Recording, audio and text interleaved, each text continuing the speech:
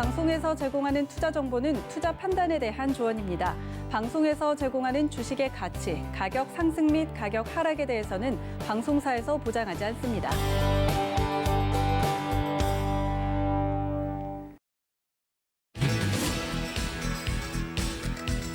안녕하세요. 베스트 트레이딩맨 거래자들 진행의 도지은입니다. 12월의 첫 거래일 아주 기분 좋게 마무리가 지어졌습니다. 특히 오늘 같은 경우는 기관의 순매수세가 많이 들어와주면서 시장이 하루 만에 반등해주는 모습을 보여줬는데요. 앞으로 남은 12월 어떻게 보내면 좋을지 위원님과 함께 이야기 나눠볼 테니까 채널 끝까지 고정 부탁드립니다. 또 본 방송에서 제공해 드릴 정보는 투자 판단에 대한 조언일 뿐 해당 주식의 가치나 수익률을 보장하고 있지는 않고요. 또 서울경제TV는 자본시장 통합법 준수하고 있습니다. 1:1 투자 상담과 유사 소신행위 등 모든 불법 사항을 엄중하게 금지하고 있다는 말씀까지 전해드리면서 시작이 좋은 만큼 베스트 트레이딩맨 거래자들 힘차게 출발합니다.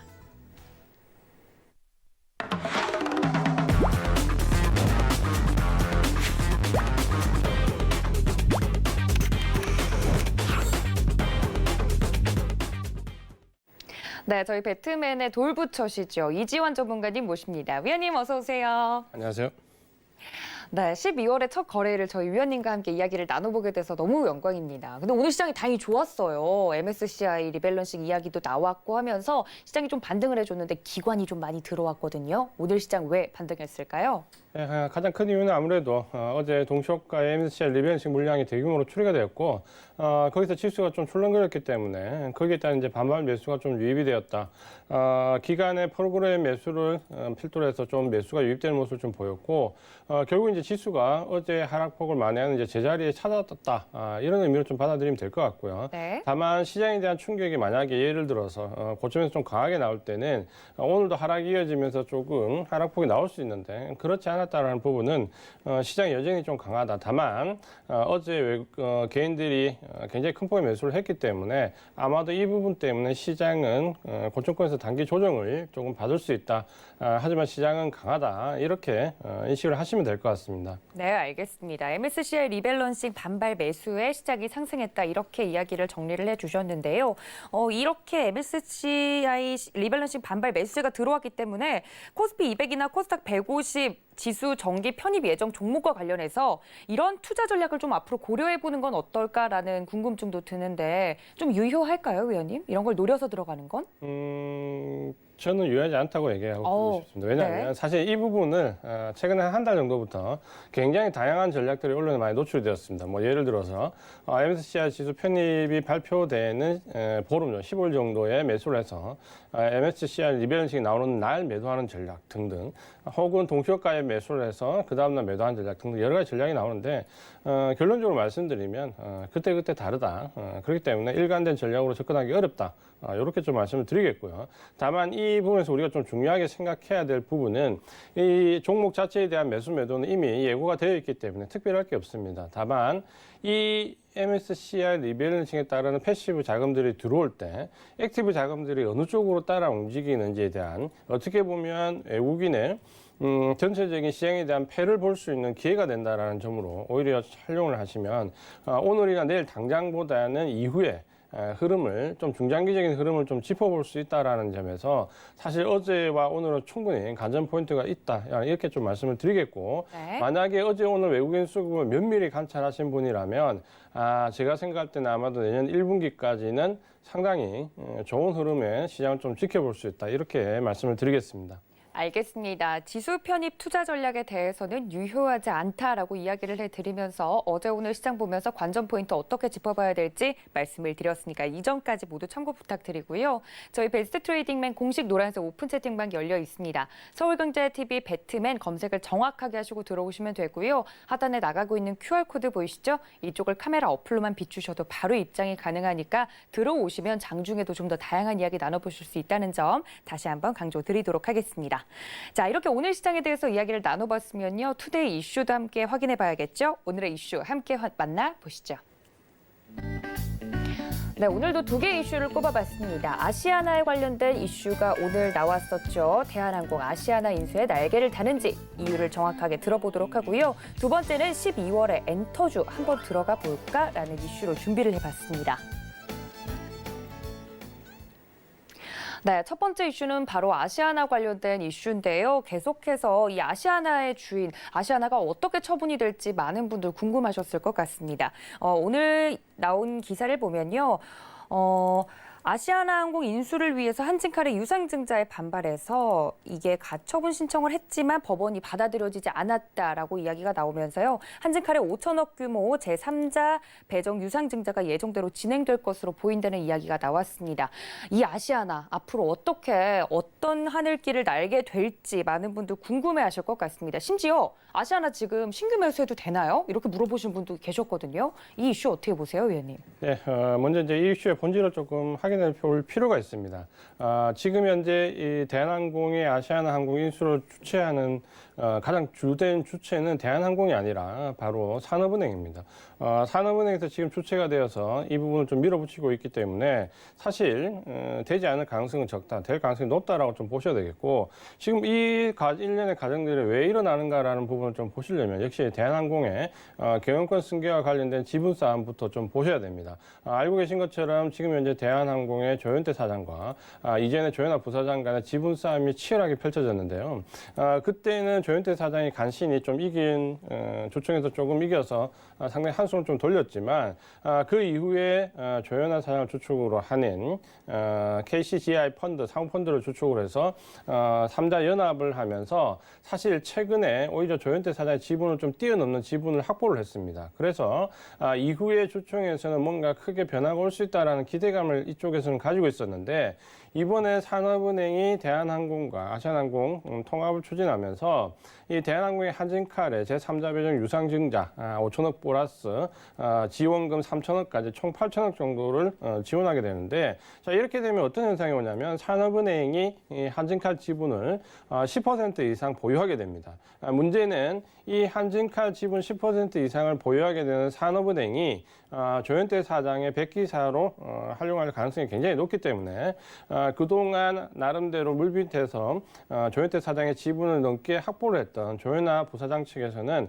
산업은행의 지분으로 인해서 다시 지분차가 크게 벌어지면서 조현태 사장과의 경영권 싸움에서 다시 한 발 물러날 수밖에 없는 상황이 돼버립니다. 자, 이런 부분 때문에 사모펀드인 KCGI에서 이번에 산업은행의 한진칼 지분 3자 배정 유상증자를 좀 막아달라는 이 소송을 제기했는데, 결국에 이제 법원의 판단은 이번에 소송인 한진칼 지분의 산업은행 확대는 어떤 경영권 방어보다는 아시아나항공 인수를 하기 위한 경영상의 어쩔 수 없는 상황이다라고 인식을 했기 때문에 이 부분을 허용을 해줬습니다. 이렇게 되면 이제 차후에 산업은행은 한진칼 지분 10.6% 정도를 확보를 하게 되고, 이 한진칼은 산업은행에서 끌어모은 자금 한 8천억 정도를 바로 지금 공시로는 이물주 내에 바로 대한항공으로 지원을 하면서 아시아나항공 인수 자금으로 바로 투입을 하겠다라고 밝혔기 때문에 아마도 대한항공의 아시아나항공 인수는 상당히 빠르게 진행이 될 가능성이 높다라고 좀 보셔야 될 것 같고요. 다만 지금 이 합병 이슈가 장기적으로 봤을 때는 상당한 시너지 효과를 낼 수 있는 것은 분명합니다. 다만 지금 단기적으로 보면 노조의 문제부터 노선 정리 등등 산적한 문제들이 상당히 많이 있기 때문에 단기적으로 이 부분들을 어떻게 풀어갈 것인가라는 부분이 하나의 숙제가 또 될 수 있고, 특히 이 자금과 관련된 부분에서 아시아나항공에 밝혀지지 않은 부채, 부실 여부도 상당히 관심을 좀 받고 있기 때문에 이런 부분들이 인수합병 이후에도 계속해서 불거지면서 상당히 단기간에는 주가의 변동성이 좀 커질 수 있다라고 말씀을 좀 드리겠고요. 다만 장기적으로는 분명히 이 시너지 효과가 굉장히 크게 나올 수 있다라는 부분과 함께 또 하나는 이제 유일무이한 국제항공사가 되면서 이 독과점에 대한 부분도 상당히 우려가 좀 불거지고 있는데, 네. 이런 부분들이 어떻게 해소가 될 건지 이런 관전 포인트를 좀 가지고 지금은 지켜보자, 이렇게 말씀을 드리겠고요. 네. 다만 지금 현재 이렇게 빠르게 진행된 부분이 반영되는 정도는 제가 봤을 때 이미 어느 정도 반영이 되어 있기 때문에 뉴스를 접하고 주가에 접근하는 방법은 좋지 않다, 이렇게 말씀을 드리겠습니다. 알겠습니다. 워낙에 이렇게 뜨거운 감자인 부분이 있기 때문에 많은 분들이 이슈를 보고 나서 주가를 확인해 보면 바로 막 튀고 오르는 그런 모습들을 보여줬기 때문에 오늘도 굉장히 좋은 흐름을 보여줬거든요. 하지만 이렇게 이슈 하나에 오르내림이 심한 종목 같은 경우는 대응하기 어려울 것 같습니다. 항공 관련해서 대한항공과 아시아나항공의 이슈를 자세하게 정리해 정리해드렸으니까 참고를 좀 부탁드리고요. 비행기 이야기가 나와서 말인데 최근에 한참 이제 코로나19가 지금처럼 심해지기 직전에 여행이나 소비 관련해서 좀 나아진다 이런 이야기가 나오면서 여행 관련주라든지 뭐 항공 관련주라든지 흐름이 좋긴 했었잖아요, 위원님. 근데 코로나19가 이렇게 장기화되면 그런 종목들도 앞으로 보긴 힘들까요? 그러니까 제가 이 시간을 통해서 이제 강조됐던 부분 중에 하나가 뭐냐면 아마도 지금 백신 투약이 상당히 빨리 진행이 되고 있습니다. 우리가 원래 백신이 처음에 나왔을 때만 해도 뭐 내년 겨울, 내년 가을 돼야 일반이 맞을 수 있었는데 그게 아니고 당장 다음 주. 그 다음 주부터 유럽은 아마 투약이 시작될 것 같은데 네. 그럴 정도로 지금 백신의 진행 과정이 빠르게 되면 당연히 기대치는 경기 확장주로 옮겨가게 됩니다. 제가 이제 경기 확장 관련된 종목들을 주목하자는 부분을 강조를 좀 드리는데 조금 구분해야 될 부분이 이 시간에 말씀드렸지만 경기 민감주입니다. 경기 민감주는 여행이나 항공, 카지노 같은 아주 경기의 등락에 따라서 변동성이 커지는 종목들인데 이런 종목들은 초기에 백신 통과 이후에 잠깐 반짝 상승이 가파르게 나올 수 있지만 시세 연속성은 없다. 테마로 좀 인식을 해야 될 부분이 있다라고 말씀을 드리겠고요. 중장기적으로 우상향할 수 있는 경기 확장 관련, 철강, 기계, 건설 이런 쪽으로 관심을 좀 가지시는 게 좋다라고 말씀을 드리겠고요. 다만 이 항공과 관련된 부분에서는 실제로 항공이 최근에 2분기, 3분기 실적을 보면 양호하게 좀 개선되는데 여객 운송이 굉장히 안 좋지만 화물 항공 운송 관련된 부분에서 실적이 큰 폭을 띄면서 적자를 벗어나서 흑자 전환되는 모습을 보여주고 있습니다. 이런 부분들은 상당히 긍정적으로 좀 볼 수 있다라고 말씀을 드리겠고 경기 민감주로 좀 분류됐던 종목들은 단발성 테마로 접근하는 전략이 유효하다. 이렇게 말씀을 드리겠습니다. 알겠습니다. 코로나19가 이렇게 장기화되기 이전에 좀 주목을 받았던, 그러니까 백신이 나오고 나서 코로나19가 좀 종식이 되면 경기 민감주들도 괜찮지 않을까 하는 기대 속에서 움직였던 종목들에 대해서는 다시 한번 말씀을 드렸습니다. 이전까지 여러분들 좀 참고해 주시면서 앞으로 대응해 보시면 좋을 것 같습니다. 백신 이야기가 나와서 말인데요, 위원님. 백신 같은 경우도 좀 빠르게 투약이 되고 있다 이런 이야기를 해주고 계셨는데 K-바이오라고 하잖아요. 글로벌 생산 기지를 뭐 이제 해가지고 2021년에는 한국 증시에서 제약 바이오주가 더 이제 각광받을 것이다 이런 이야기가 계속 나오고 있는데 그럼 2021년을 대비하는 이제 뭐 저희 입장에서는 제약 바이오주를 좀 눈여겨봐야 된다는 말씀이신가요, 의원님? 제약바이오가 이번 대선 이후의 흐름을 좀 보면 기대치는 굉장히 높았는데 실제적으로 외국인이나 기관의 매수 유입은 굉장히 좀 작았습니다. 지금 이제 백신 관련 여러 가지 이슈가 나오고 있는데 오히려 백신 관련된 종목 일부를 제외하고는 코로나19 관련된 종목들은 급락하는 모습을 좀 보여주면서 오히려 이제 단기간에 고점에 물려 계신 분들도 상당히 많이 있습니다. 물론 이제 제가 볼 때는 제약바이오는 우리나라 IT 산업과 함께 투톱으로서 반드시 우리가 끌고 가야 되는 파트가 맞고 대부분의 이제 제가 말씀드렸던 우리나라 주력 산업들 예를 든다면 IT를 비롯해서 조선이나 철강 이런 쪽에 대부분 예전에 우리가 영향을 누렸던 섹터들은 우리가 글로벌 섹터에서 차지하는 비중이 거의 10%에 육박합니다. 뭐 반도체 같이 많은 건 40% 넘어가는데 반면에 이제 아직까지도 제약바이오는 우리가 글로벌 쉐어가 1%가 채 되지 않습니다. 그러니까 아직까지도 우리가 가야 될 길이 상당히 많이 남아 있는데 네. 이런 부분들은 아마 코로나19 관련된 종목들보다는 실질적으로 실적이 밝혀주는 바이오 시밀러 위주로 삼성 바이오로직스와 셀트론 계열 위주에서 파생되는 중소형 종목들 이런 위주로 좀 압축해서 내년도는 보는 게 유효할 것 같다.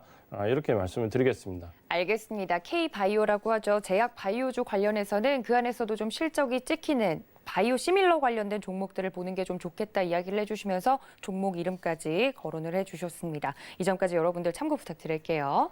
자, 두 번째 이슈로 한번 넘어가 볼까요? 12월이 시작이 됐습니다. 그런데 많은 개인 투자자분들이 이 12월에도 열심히 투자를 하고 싶으신가 봐요. 투자를 할 만한 대상을 찾아서 마구마구 이제 주변을 둘러보고 있는데 그중에서 이제 눈에 띈 게 엔터주에 대한 관심도가 높아지고 있습니다. 뭐 비대면 시대가 길어지면서요. 앞으로 콘서트나 이런 것들도 비대면으로 가능해지는 부분이 있다 보니까 엔터주들도 좀 실적이 찍히지 않냐라는 이야기가 나오고 있는데 엔터주에 대해서는 위원님 어떤 의견 갖고 계실까요? 네, 사실 이제 엔터주가 최근에 BTS를 비롯해서 여러 가지 이슈로 사실 이제 시장에 주목을 좀 받았습니다. 그동안 이제 엔터주 같은 경우는 거의 테마주로 좀 인식이 되었고 주가의 변동성이 단기간에 급등나가는 모습을 좀 많이 보여줬는데 최근에는 이 BTS로부터 시각이 좀 바뀌는 모습도 좀 보여주고 있습니다. 기존의 단발적 컨텐츠 위주의 시장에서 최근에 보시면 팬덤을 등에 업고 전반적인 사회 문화 사업으로 좀 확장되는 모습을 많이 보여주고 있습니다. 아마도 이제 이런 기대감이 K-팝과 맞물리면서 상당히 이제 기대감이 실적으로 연결되는 아마도 이제 지금쯤이 그 가도기적인 시점이 아닐까라는 부분으로 좀 보실 수 있는데요. 이제 그렇게 될 때 우리가 가장 눈여겨봐야 될 부분이 뭐냐면 기존에 이제 기대감으로 테마성으로 움직였다가 하나의 섹터로 자리 잡으려면 바로 이제 이때부터 옥석 가리기가 상당히 진행이 됩니다. 그렇게 되면 실제적으로 실적을 바탕으로 해서 사회 전반적인 문화 사업으로 확대되는 기업과 단발성 테마로 이루어진 기업 간의 주가는 이제 좀 극명히 나뉠 가능성이 높다라고 말씀을 좀 드리겠고요. 네.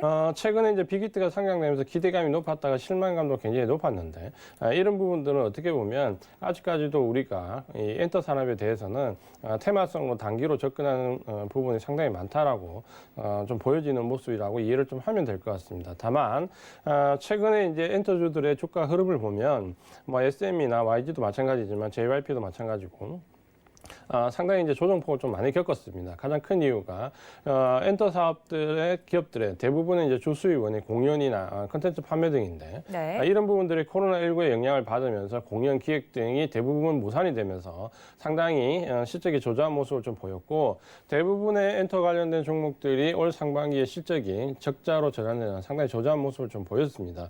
이런 부분들이 이제 3분기에 들어오면서 상당히 이제 흑자 전환되는 모습을 조금씩 보여주고 있는데요. 아마 이제 이런 부분들 때문에 엔터주에 대한 관심이 최근에 조금 높아지고 있다. 이렇게 좀 보시면 될 것 같습니다. 다만 기술적으로 보면 주가가 저가에서 올라오기 때문에 아직까지 저평가에 대한 가격 메리트는 상당히 있는 편이지만 시장 수익률을 뛰어넘어서 지금 현재 시장 수익률 플러스 알파로 갈 수 있는 모멘텀은 사실 그렇게 크지가 않습니다. 그래서 기대치는 조금 낮추고 접근하는 전략이 좋을 것 같다라고 말씀을 드리겠고요. 시장 수익률에서 조금 상회하는 수준에서 좀 관점을 가지고 좀 볼 필요가 있다라고 말씀을 드리겠고요. 다만 최근에 이제 우리가 엔터주에서 주목하는 최근에 각종 언론에 많이 보도가 되었지만 이 팬덤을 바탕으로 해서 컨텐츠뿐만 아니라 음원 콘텐츠 그리고 사회 문화 전반적인 관련되어 있는 뭐 식음료 사업까지 상당히 활발하게 좀 확대되고 있다라는 부분은 좀 긍정적인 측면이 있다라고 말씀을 드리겠고요. 그런 점에서 아마도 지금 현재 엔터주들의 주가 흐름은 이런 단기적인 흐름 이후의 중장기적인 관점은 얼마만큼 다른 제휴사를 확보하느냐의 부분도 상당한 영향을 미칠 수 있다고 보여지고요. 이런 사회 전반적인 문화 사업으로 연계가 되기 위해서는 기존의 콘텐츠 혹은 플랫폼을 가지고 있는 회사들과의 적극적인 연계 혹은 연합을 통해서 주가에 대한 모멘텀이 좀 크게 살아날 수 있는데 아마도 이런 부분들이 내년 정도 되면은 좀 눈에 보이는 과시화가 되지 않을까.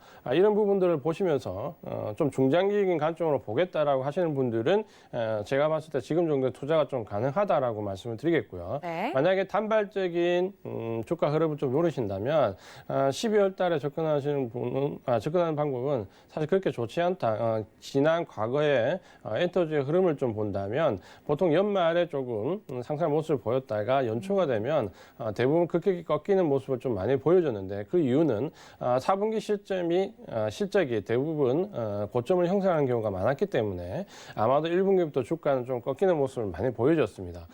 그렇기 때문에 단기적인 관점으로 접근하는 분이라면 오히려 12월 지나서 내년 1월 주가가 좀 조정을 받을 때 진입하는 방법이 좋다. 다만 중장기적인 관점으로 조금 지금의 저가 메리트를 길게 가져가고 싶으신 분들은 지금부터 분할로 조금씩 접근하는 전략은 괜찮다 이렇게 말씀을 드리겠습니다. 알겠습니다. 엔터주에 대해서 궁금하신 분들 많으셨을 텐데 위원님께서 또 자세하게 이렇게 과거에 어떤 흐름을 갖고 있었는지까지 더불어서 설명을 해드렸습니다. 12월이 이제 시작이 됐습니다. 여러 가지 이슈들도 오늘 시장에서 혼재하는 모습을 보여줬는데 보통 이제 과거를 짚어봤을 때 12월 시장이 보통 되게 어땠는지 궁금하거든요, 위원님. 보통 12월은 쉬는 달인가요? 어떤가요? 12월은 변동성이 굉장히 크게 나옵니다. 아, 그래요? 보통 이제 변동성이 좀 크게 나오고 의외로 좋았던 섹터가 바로 IT 섹터입니다. 작년 같은 경우도 우리가 하반기 때, 4분기 때 굉장히 삼성전자를 필두로 해서 반도체 관련된 가격 하락으로 실적 압박을 받아서 안 좋을 것이라고 했는데 대부분의 IT 관련된 종목이 9월 달부터 급등해서 12월 달, 1월 달을 지나면서 거의 2배 가까운 상승 좀 보였거든요. 이런 점이 최근에 몇 년의 경향을 보면 4분기에 IT 종목들이 좀 강한 현상을 보이는 거는 어느 정도 공통되는 현상인 것 같다라고 말씀을 좀 드리겠고요. 다만 우리가 이제 12월 달에 기대를 가지고 있는 뭐 고배당 관련된 종목 섹터 혹은 엔터주 같이 12월 달 4분기 실적이 최고 고점을 이룬 종목들은 오히려 주가가 정점을 찍고 내려가는 경우가 더 많았다라는 경우를 본다면 결국에는 기대감을 가지고 있는 섹터가 오히려 더 크게 오르고 실적이 정점을 찍는 섹터들은 오히려 주가가 하락했다. 이런 부분들을 보신다면 아마도 지금 뉴스에 접근하시는 것보다는 한 템포 참으시는 게 좋다. 이렇게 말씀을 드리겠습니다. 네, 12월은 겨울방만 생각을 했었는데 그래서 쉬어가지 않을까 이랬는데 오히려 더 바쁜 달이 될 수 있다라고까지 위원님께서 이야기를 해드렸고요. 또 이슈에 발맞추는 타이밍에 대해서도 좀 힌트를 드린 것 같으니까 이 점까지 참고 부탁드립니다. 자, 이렇게 오늘의 이슈 마무리 짓고요. 저희는 마켓 트렌드 시간으로 다시 돌아오겠습니다. 잠시만요.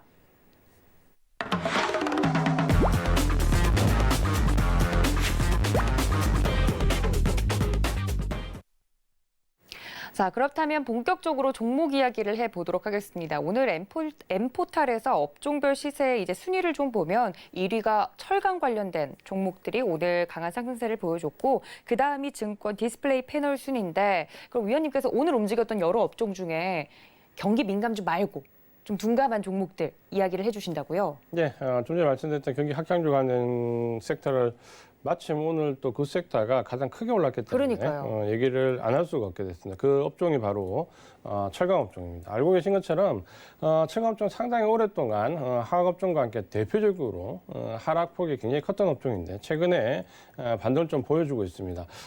특별히 우리가 좀 지금 시점에 관심을 좀 가져볼 만한 이유는 어제 MSCI 리밸런싱이 들어왔고 이후에 오늘 이제 어느 쪽에서 외국인의 매수세가 크게 유입이 되는지 우리가 좀 확인을 해야 되는데 오늘 철강 업종이 4.5% 이상 오르면서 다른 섹터들을 압도하면서 정말 압도적인 상승률로 큰 폭의 상승을 보였습니다.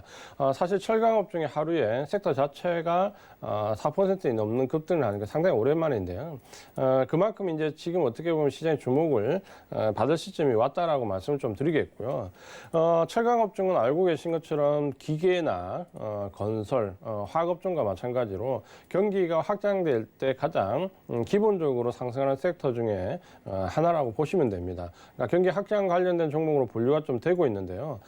최근에 이제 철강 업종에 그럼 왜 이렇게 모멘텀이 바뀌고 있나? 그동안 중국의 저가 업체들에 의해서 상당히 큰 곤욕을 치렀는데 왜 이렇게 바뀌어가나라는 부분을 본다면 일단은 철강 가격이 이전처럼 더 크게 하락하고 있지 않습니다. 사실 그동안 최근 한 2, 3년 동안 중국 업체들의 저가 난립으로 인해서 가격이 굉장히 붕괴되는 모습을 보였는데 최근에는 한 2, 3년 전부터 정부에서 강압적으로 이 회사들을 통폐합시켰습니다.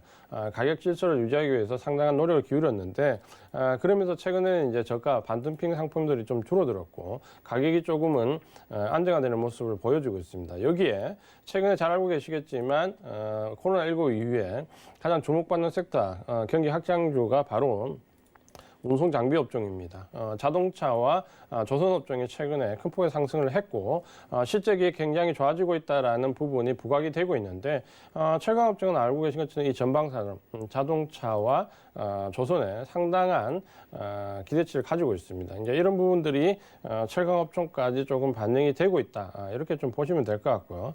이런 이제 모멘텀과 함께 또 한 가지는 최근에 철강 업체들별로 브랜드와 그리고 포지셔닝 작업을 상당히 많이 하고 있습니다. 이 말은 뭐냐면 기존에 우리가 잘 알고 있는 자동차용 강판이나 조선용 후판 이런 정도의 분류에서 최근에는 이 회사명을 브랜드화시키는 특화되는 작업을 많이 하고 있습니다.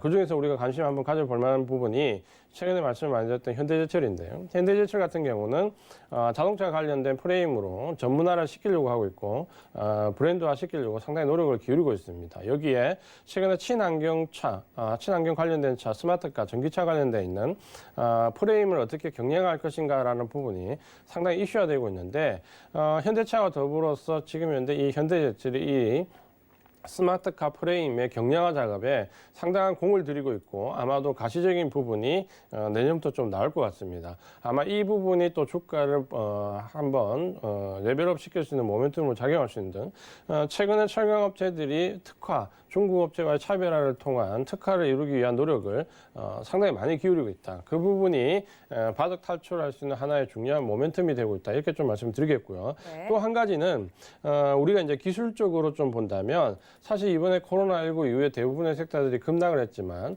철강업종은 화업종과 더불어서 이미 그 전부터 한 2, 3년 전부터 계속해서 하락을 하고 있었기 때문에 상당한 가격 메리트가 지금 발생하는 위치에 들어와 있습니다. 철강업종도 보시면 대부분 2018년 초, 17년 말을 기준으로 고점을 형성한 이후에 거의 한 2, 3년 동안 하락을 했기, 3년 가까이 하락을 했기 때문에 아마도 이런 부분 때문에 가격적인 메리트가 지금 현재 많이 발생하고 있고 주가에 대한 모멘텀이 붙으면서 외국인이나 기관들의 매수세가 큰 폭으로 유입되는 모습을 좀 보여주고 있습니다. 이런 부분들 보신다면 펀더멘탈의 변화, 주가를 부양할 수 있는 모멘텀의 발생, 그리고 기술적으로 가격적인 메리트까지 여러 가지 부분을 보신다면 오늘 철강업종이 MSCI 리밸런싱 이후에 4.5%가 넘는 급등을 했던 이유도 충분히 그럴 만한 이유가 있다라는 부분을 말씀을 좀 드리고 싶고요.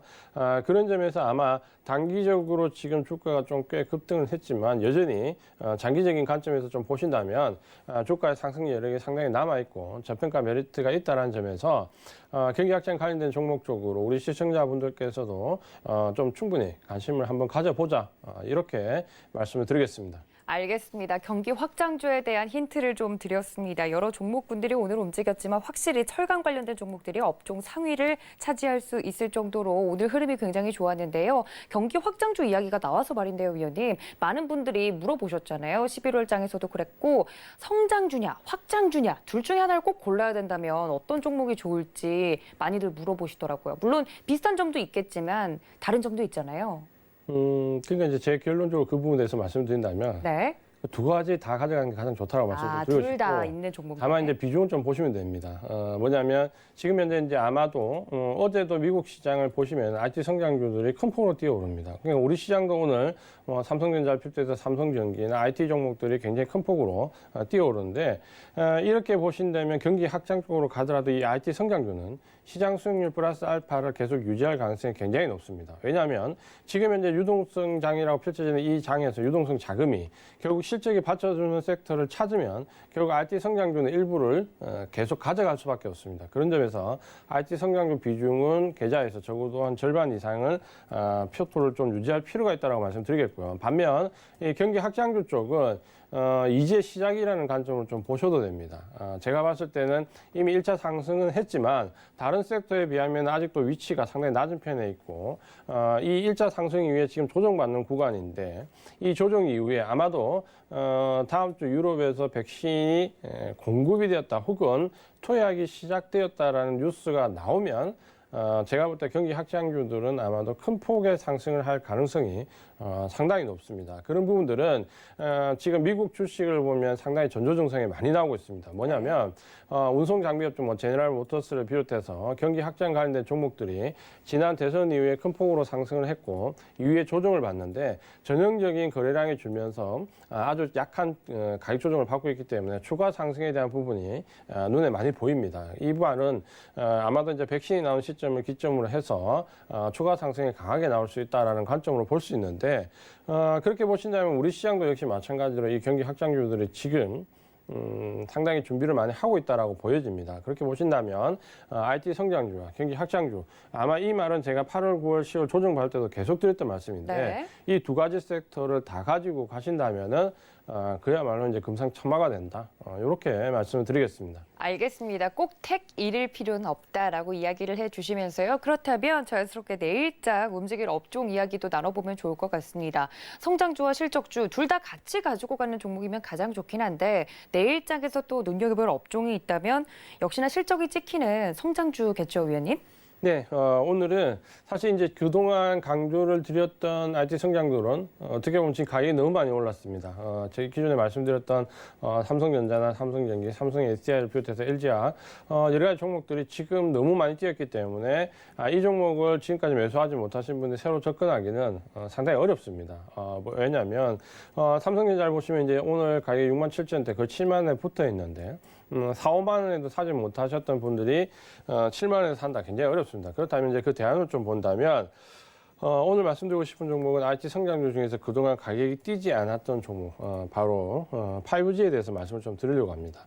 아마도 지금 현재 대부분의 개인 투자가분들은 제가 볼 때 이 IT 성장주는 아마 두 가지 생각을 가지고 계실 것 같습니다. 첫 번째는 너무 빨리 팔았다. 이 부분하고 두 번째는 망설이 다 못 샀다. 이런 분인데 네. 만약에 이제 이 두 가지 생각을 가지고 계신 분이라면 오늘 이 5G에 대해서 한번 관심을 좀 가져볼 필요가 있습니다. 5G는 올 한 해 IT 성장률이 상승을 할 때 사실 이 순환매적으로 계속해서 상승을 했는데 이 5G가 IT 성장률 내에서 항상 순환매 첫 번째 타자였습니다. 가장 먼저 상승을 했고 그 부분은 6, 7월 상승에서도 마찬가지고 올 연초도 마찬가지입니다. 코로나19 위에 상승했을 때도 마찬가지고요. 항상 IT 성장주 중에서 5G가 가장 강하게 상승을 했는데 이런 흐름이 9월달 고점까지 잘 진행되어 왔다가 어느 날 갑자기 실적에 대한 논란이 나오면서 대부분의 5G 종목들이 상당히 큰 폭의 하락을 좀 했습니다. 가장 큰 이유가 1, 2, 3분기 실적이 예상했던 것보다는 상당히 저조하게 나왔는데 가장 큰 이유가 역시 코로나19와 연관되어 있으면서 5G 시설 확장들이 대부분 미뤄졌다는 부분인데요. 원래는 우리가 예측했을 때 3분기 정도, 우리가 1분기, 2분기 정도에 예상할 때는 한 3분기 정도부터 코로나19 관련된 발주들이 나오기 시작할 것이다라고 기대를 했고, 그래서 주가가 8월 달에 큰 폭으로 뛰었는데, 실적이 나오지 않으면서 실망 매물들이 상당히 많이 나왔습니다. 근데 지금 이제 12월 달에 들어오면서부터 당장 12월 중순 이후에 미국의 주파수 경매가 새로 시작이 되고 있고 유럽에서도 5G 시설 관련된 확장들이 이제 들어가게 됩니다. 12월부터 이제 발주가 몰려서 예상은 내년 1분기 정도에 일본, 중국, 아시아, 인도를 비롯해서 대부분의 나라들이 1분기에 몰려 있기 때문에 1분기 실적이 아마도 5G는 사상 최대가 나올 것이다라는 기대를 상당히 하고 있습니다. 네. 이 부분은 아마 제가 봤을 때는 거의 맞을 것 같고요. 왜냐하면 결국 그때 발주가 사상 최대치가 특별히 좋다기보다는 올 한 해 미뤄졌던 게 한꺼번에 나오는 발주이기 때문에 그렇다라고 이해를 할 필요가 있고 지금 어떻게 보면 그런 식의 과정을 거친 섹터들이 대부분 급등을 했습니다. 우리가 잘 알고 있는 최근에 조선업종을 보더라도 1, 2분기 발주보다 최근 한 10여일 정도에 9월 이후에 발주가 전체 물량의 50%를 넘습니다. 결국 미뤄졌던 발주가 일시에 나오는 섹터들이 지금 급등하는 모습을 보신다면 아마도 5G는 12월 달에 상당히 좋은 모습을 보일 가능성이 상당히 높다라고 좀 보여지고 있고요. 네. 그런 점에서 IT 성장주들을 놓치신 분들은 5G 위주로 조금 관심을 가져볼 필요가 있다라고 말씀을 드리겠습니다. 다만 이 5G 같은 경우는 우리가 알고 있는 것처럼 삼성전자나 하웨이, 에릭슨이나 노키아 같은 전방 산업이 어디로 공급을 하느냐에 따라서 실적이 좌우가 됩니다. 그렇게 보신다면 최근에 이 하웨이가 대부분 글로벌 5G 시장에서 배제가 되면서 그 수혜를 가장 크게 입고 있는 종목은 말씀드린 것처럼 바로 에릭슨과 삼성전자입니다.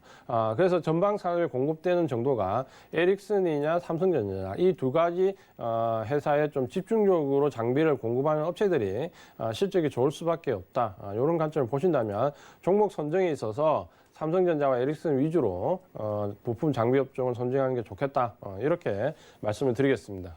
알겠습니다. 5G 관련해서 좀 계속해서 최근에 주가 흐름이 좋지 않아서 갖고 계신 분들은 좀 답답하실 것 같아요. 하지만 5G에 대해서 위원님께서 다시 한번 앞으로가 더 기대되는 업종과 종목들이다라고 이야기를 해드렸으니까 참고를 부탁드리고요.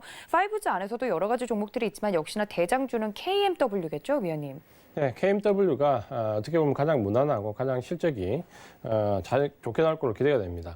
지금 여러 가지 이 5G 섹터 안에서 종목들을 좀 비교해서 실적 추정을 하고 있는데 아마도 지금 현재로서는 KMW가 가장 실적이 좋을 걸로 기대가 됩니다. 가장 큰 이유가 KMW 같은 경우는 우리가 잘 알고 있는 것처럼 삼성전자, 에릭슨, 노키아 이 3사에 모두 다 부품을 공급하고 있는데 예전에 이 KMW 하면 바로 이 노키아와 바로 연결이 되면서 사실 노키아가 실적이 좀 줄 때 굉장히 큰 폭의 조정을 받는 모습도 좀 보였습니다. 하지만 최근에는 이 노키아가 가장 실적 비율이 좀 줄어들고 있고 삼성전자와 에릭슨 쪽으로 공급이 늘어나면서 어떻게 보면 지금 글로벌 5G 장비업 중에서 가장 실적이 탄탄할 수 있다라는 기대감이 있다.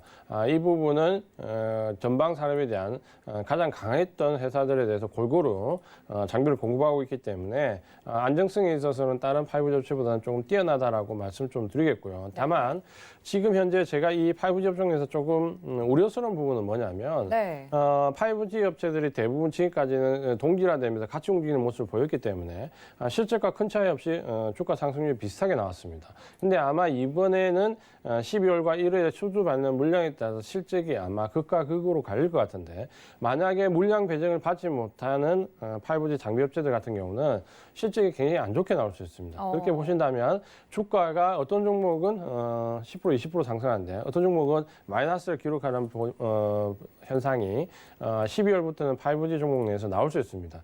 그렇게 보신다면 우리가 잘 알고 있었던 이전에 제가 추천했던 서진시스템에 이렇게 큰 폭의 상승을 기록했던 종목들은 물론 지금도 나쁘지 않은 흐름을 이어가고 있지만 지금은 5G 종목에 접근하실 때 이런 수익률 게임보다는 조금 안정성 위주로 조금 보실 필요가 있다. 만에 하나 공급되지 않는 곳에서 장비 종목을 선택하신다면 주가가 오히려 큰 폭의 마이너스를 기록하면서 상당히 곤욕에 빠질 수 있다. 이런 점 보시면서 철저하게 실적이 잘 나올 수 있는 종목들 위주로 압축해서 들어가는 전략이 필요하다.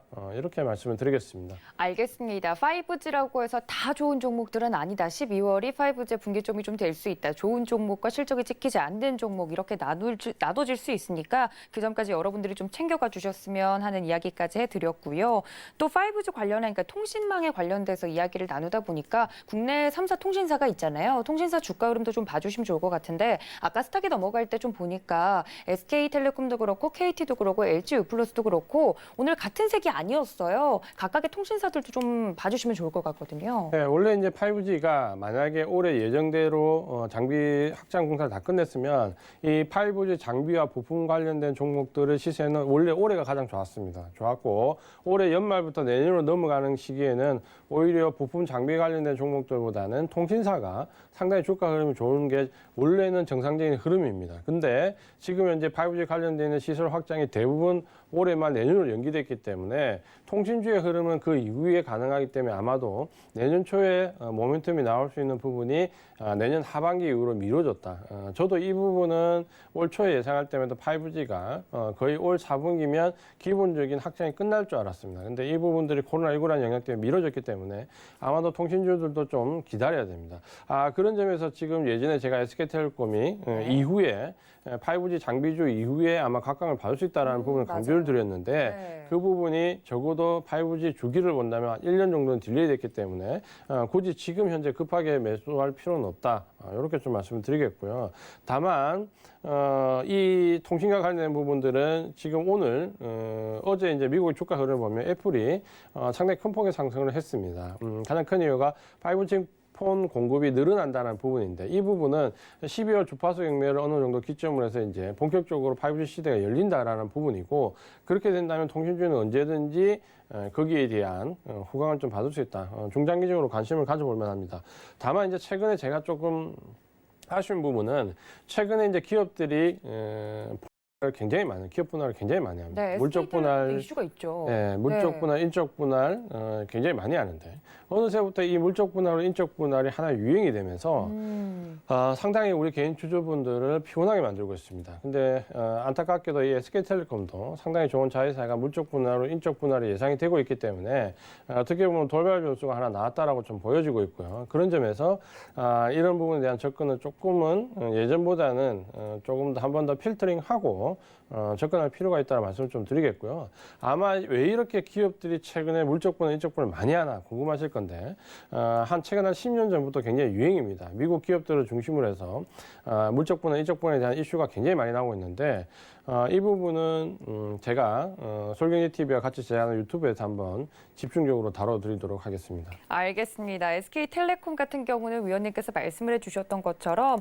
어제 날짜로 이슈가 있었죠. 분할 합병, 상장 자회사 가치 상승에 주력하겠다. 뭐 이런 이슈가 나오면서 말씀을 해주셨던 것처럼 물적 분할, 인적 분할. 사실 개인 투자자분들 특히 올해 이제 주식을 시작하신 분들은 그 부분에 대해서 잘 이해하기 어렵거든요. 그런데 그런 부분에 대해서 저희 위원님께서 이야기를 또 해주신다고 하니까 저희 위원님 유튜브 채널이나 여러 가지 채널 통해서 이런 이야기들 모두 받아가셨으면 좋겠습니다.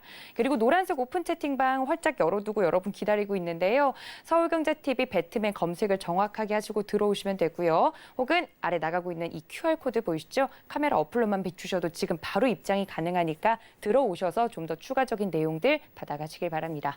자, 이렇게 오늘 종목에 대한 이야기까지 나눠봤으면요. 저희는 당신을 위한 한마디로 다시 돌아올게요. 잠시만요.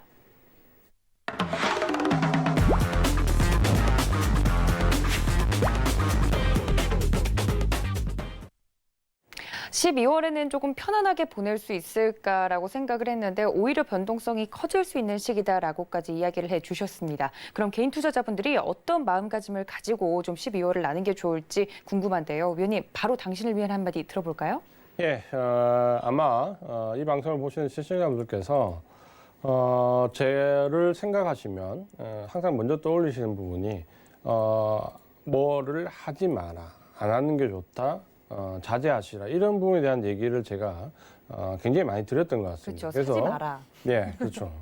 그래서 제가 이제 주식 투자를 말씀을 드릴 때 주식 투자는 해야 될 것을 정확하게 하는 것이고 하지 말아야 될 것을 안 하는 것인데 사실 최근에 시장이 조정폭이 좀 받고 올해 특히 코로나19 이후에 급락도 거쳤고 이후에 상승도 거쳤지만 또다시 8, 9, 10월 3개월간 큰 조정을 또 거쳤고 이러다 보니까 자제하고 인내하자라는 말씀을 굉장히 많이 드렸습니다. 그러니까 그 인내하자라는 부분이 가만히 있자라는 얘기가 아니고 비중을 좀 줄이시거나 현금을 확보하시거나 혹은 주도 섹터로 교체를 하시거나 이렇게 하셨다라면 그다음부터 이제 인내하자라는 말씀을 드렸는데 사실 지금 장은 인내할 장은 아닙니다. 그러니까 그동안 우리가 3개월 동안 조정을 받고 인내를 했다면 지금부터는 뭔가 칼을 빼들어야 될 시기인데 사실 우리 개인 투자가분들께서는 칼을 빼드신 분들도 물론 잘하고 계시지만 칼을 못 빼드시는 분들도 상당히 많습니다. 왜냐하면 지난 3개월간의 조정이 상당히 우리를 위축되게 만듭니다. 뭔가를 하긴 해야 되는데 그 3개월 동안에 입은 데미지가 너무 크기 때문에 잘 움직이지 못하시는 분들이 상당히 많습니다. 그 이유는 그래도 주도주로 가거나 현금을 확보하신 분들은 좀 낫지만 코스닥에 관련되어 있는 종목들 위주로 좀 접근을 하셨던 분들은 비록 그 3개월 조정이 10% 단발성 조정이었다 하더라도 내 계좌는 지금 아마 반토막 이상 나신 분들도 상당히 많이 계실 겁니다. 그러니까 어쩔 수 없는 우리 현실인데 자, 이 현실은 이미 벌어져 있고 내 마음은 굉장히 어려운데 시장은 굉장히 좋아지고 있다라는 거죠. 여기서 이제 또다시 우리는 뭐냐면 상대적인 박탈감을 굉장히 많이 느낄 수 있습니다. 제가 왜 이 시점에 이런 말씀을 드리냐면 지난번 우리가 코로나19 급락을 굉장히 크게 겪었지 않습니까?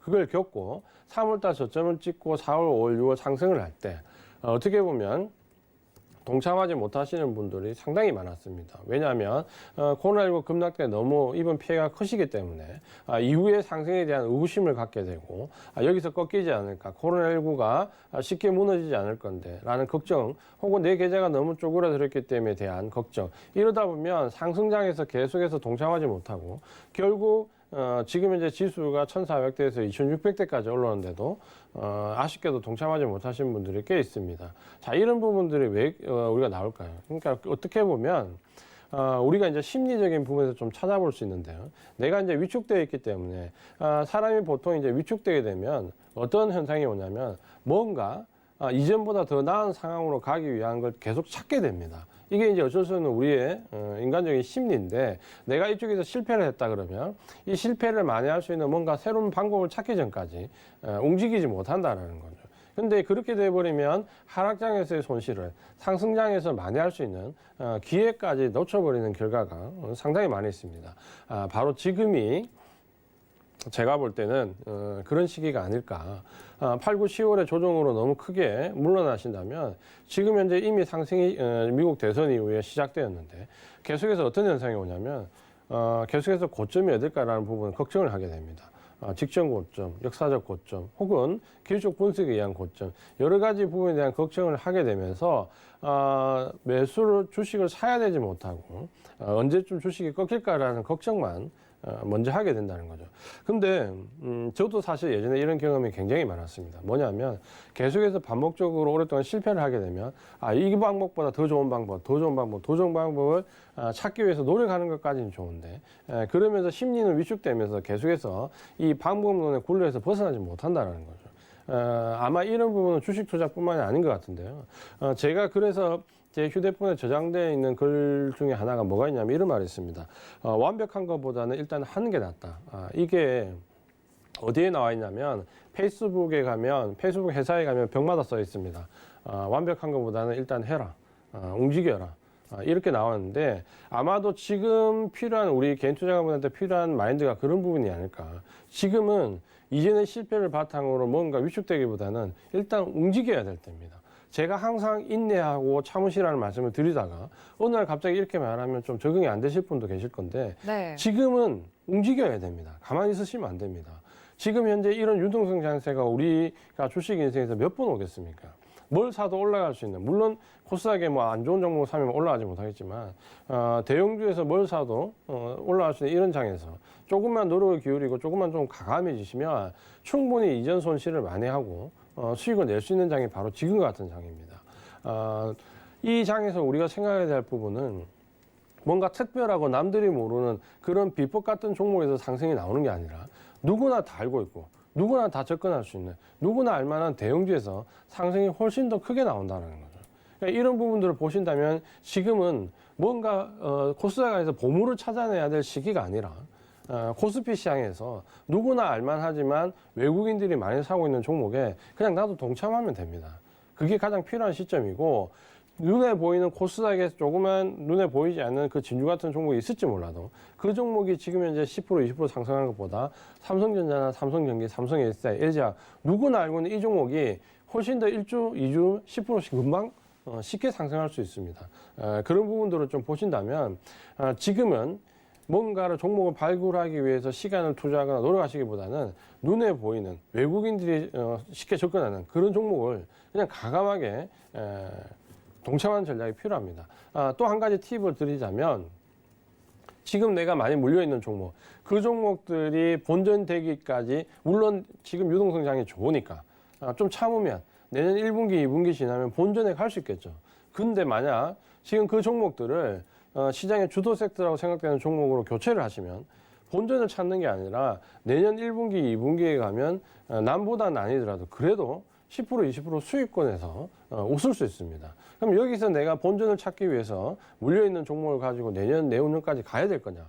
아니면 여기서 과감하게 시장이 좋으니까 주도 섹터 쪽으로 옮겨갈 것이냐? 이 부분 한번 생각해 보신다면 제가 8, 9, 10월 달 조정 때도 굉장히 많이 말씀을 드렸던 부분인데 이 부분을 현금화 시킬 자신이 없으면 교체를 하라는 말. 지금도 늦지 않았습니다.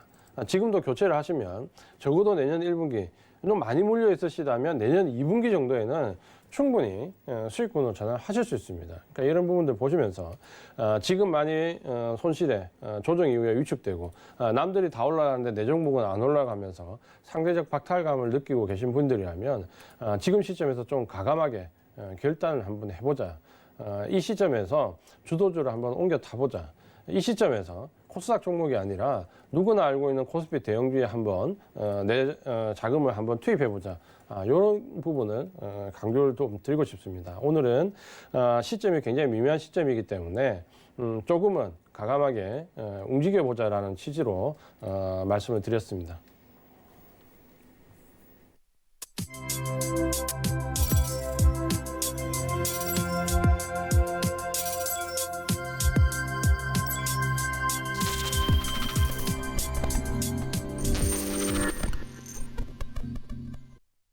네, 이주환 전문가님께서 해주신 당신을 위한 한마디까지 들어봤습니다. 이러한 주옥 같은 이야기는요. 잠시 뒤에 수익을 말하다 10시에 이제 방송이 되는 수익을 말하다 시간에서도 이어서 들어보실 수 있으니까 그때까지 채널 고정해 주시길 바랍니다. 1시간 동안 알찬 이야기 해드린 위원님께 감사 인사드릴게요. 위원님 고맙습니다. 맞습니다. 네, 그리고 배트맨 노란색 오픈 채팅방 활짝 열어두고 여러분 기다리고 있습니다. 서울경제TV 배트맨 검색을 하시고 들어오시거나 이젠 말 안 해도 잘 아시죠? 아래 보이는 QR코드 통해서 들어오시면 됩니다. 많은 참여 부탁드릴게요. 또 본 방송에서 제공해 드린 정보는 투자 판단에 대한 조언일 뿐 해당 주식의 가치나 수익률을 보장하고 있지는 않고요. 또 서울경제TV는 자본시장 통합법 준수하고 있습니다. 1:1 투자 상담과 유사 수신행위 등 모든 불법 사항을 엄중하게 금지하고 있다는 말씀까지 전해드리면서 또 하나는 여기서 인사드리도록 하겠습니다. 잠시 뒤에 심야상담소까지 채널 고정해주세요. 시청해주신 여러분 고맙습니다.